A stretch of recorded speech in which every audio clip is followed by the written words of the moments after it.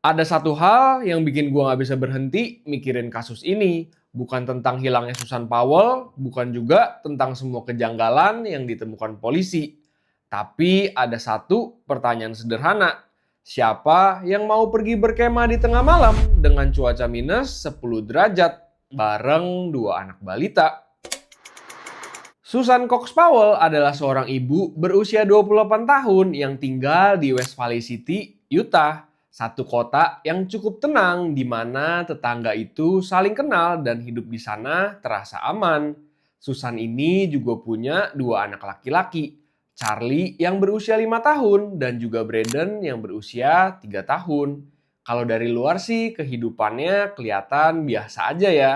Tapi kalau kalian baca catatan pribadinya, semuanya itu bakal berubah total. Susan itu pernah nulis di surat wasiatnya. Dia bilang kalau dia takut sama suaminya. Bahkan dia juga pernah nulis kayak gini.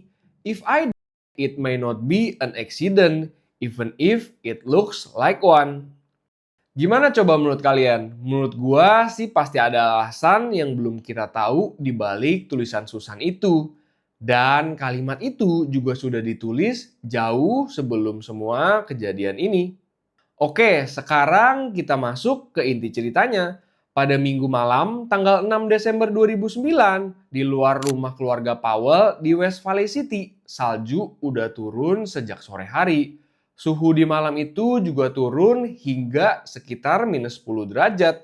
Malam musim dingin yang biasanya membuat orang memilih untuk tinggal di dalam rumah, menutup pintu rapat-rapat, menyalakan pemanas, dan tidak pergi kemana-mana.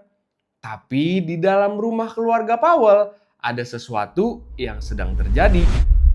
Keesokan paginya, Jennifer Graves yang mana itu adalah adik dari Josh Powell mencoba menghubungi Susan Powell. Tapi sayangnya tidak ada jawaban. Jadi karena ada keperluan yang cukup mendesak, Jennifer pun akhirnya memutuskan untuk langsung pergi ke rumah keluarga Powell. Namun saat ia tiba di sana, ada satu hal yang langsung terasa aneh. Mobil milik Susan masih parkir di depan rumah, tapi rumah itu terlihat gelap, lampu-lampu mati, tidak ada suara, dan juga tidak ada tanda-tanda aktivitas di dalam rumah. Jennifer mencoba memastikan apakah ada orang di dalam rumah, tapi tidak ada respon sama sekali. Dan di titik itulah kekhawatiran mulai muncul. Polisi pun akhirnya dipanggil dan mereka datang ke rumah keluarga Powell.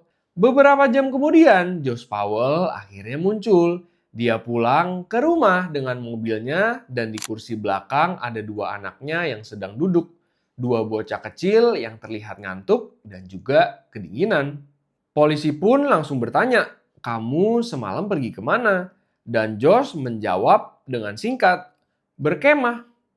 Iya, berkemah di tengah malam di tengah salju dengan anak berusia 5 dan 3 tahun. Gimana coba menurut kalian? Menurut gue sih ini udah kelihatan agak sus ya. Lalu kemudian polisi juga bertanya lagi, kalau begitu Susan Powell ada di mana?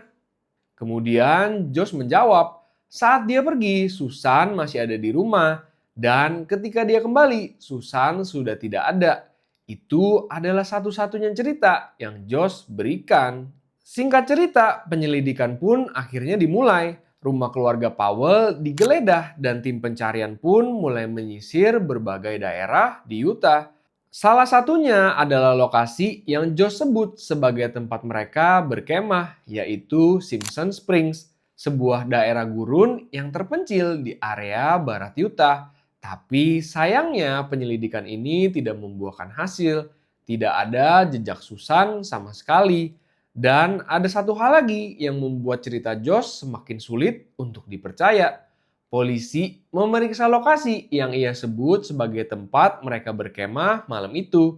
Dan ternyata cuaca di malam tersebut tercatat di bawah titik beku. Polisi juga tidak menemukan tanda-tanda aktivitas kemah sama sekali. Tidak ada api unggun, tidak ada tenda, tidak ada sisa makanan, dan tidak ada bekas aktivitas manusia. Sekarang coba kalian bayangkan, kalau kalian adalah tetangga atau keluarga dari Susan, dan kamu mendengar cerita itu langsung dari mulut Josh. Apa coba yang pertama kali muncul di dalam pikiran kalian?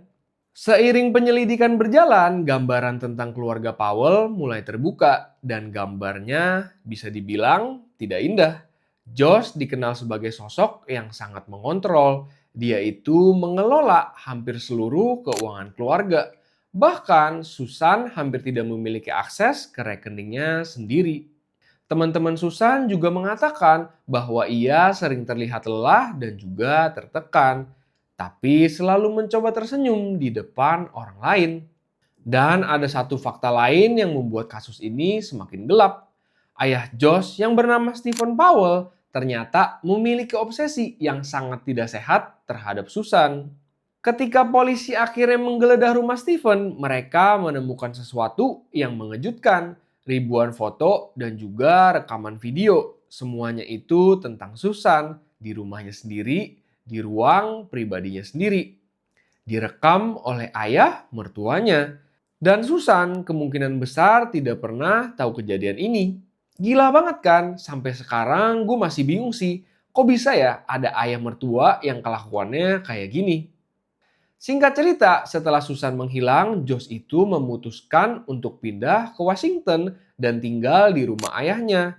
Josh itu juga membawa Charlie dan Braden untuk tinggal bersamanya. Selama lebih dari 2 tahun, polisi terus menyelidiki kasus Josh, tapi tidak ada cukup bukti untuk menangkapnya secara resmi. Kemudian pada September 2011, ada sebuah perkembangan baru yang terjadi.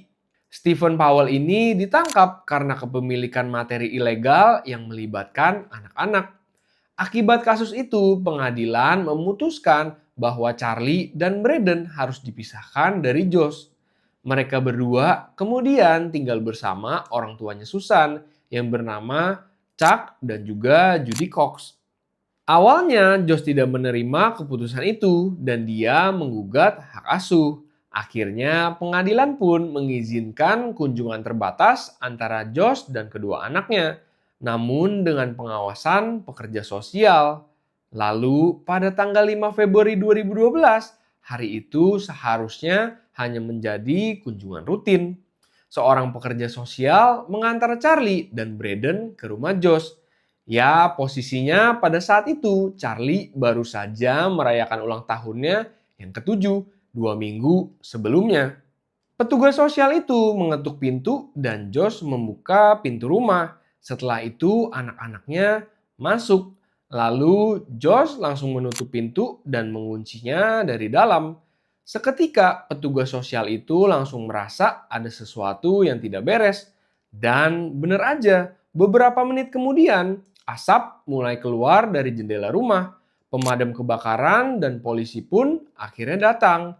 Tapi semuanya sudah terlambat. Josh, Charlie, dan Braden tidak selamat. Investigasi kemudian menemukan bahwa Josh telah merencanakan semuanya. Dia membeli bensin dan menelusuri cara bagaimana menghasilkan gas berbahaya dari bahan rumah tangga. Bahkan beberapa jam sebelum kejadian, dia mengirim email perpisahan kepada beberapa orang, termasuk ke pengacaranya. Gila banget gak sih? Apa coba yang ada di pikiran si Josh ini? Setelah tragedi itu, West Valley City Police Department menyatakan secara resmi Josh Powell adalah tersangka utama dalam hilangnya Susan Powell. Polisi menyimpulkan bahwa Susan tidak pergi atas kemauannya sendiri. Kemudian kasusnya juga diklasifikasikan sebagai penghilangan nyawa secara sengaja. Namun karena Josh telah tiada, tidak pernah ada penangkapan, tidak pernah ada persidangan, dan hingga hari ini Susan tidak pernah ditemukan. Kasus Susan Powell bukan hanya tentang seorang perempuan yang menghilang. Ini adalah cerita tentang tanda-tanda bahaya yang sebenarnya sudah ada tepat di depan mata. Ini tentang sistem yang seharusnya melindungi tapi gagal melihat betapa besarnya ancaman yang ada. Ini juga tentang 2 anak kecil yang seharusnya masih memiliki masa depan yang panjang. Susan pernah menulis bahwa ia takut Seolah-olah seperti dia sudah tahu sesuatu yang buruk bisa terjadi. Nah, sekarang coba tulis pendapat kalian tentang kasus ini di kolom komentar ya guys. Thank you banget buat kalian semua yang udah nontonin video gua sampai habis. Don't forget to like and subscribe guys. Sampai jumpa di video selanjutnya. Bye!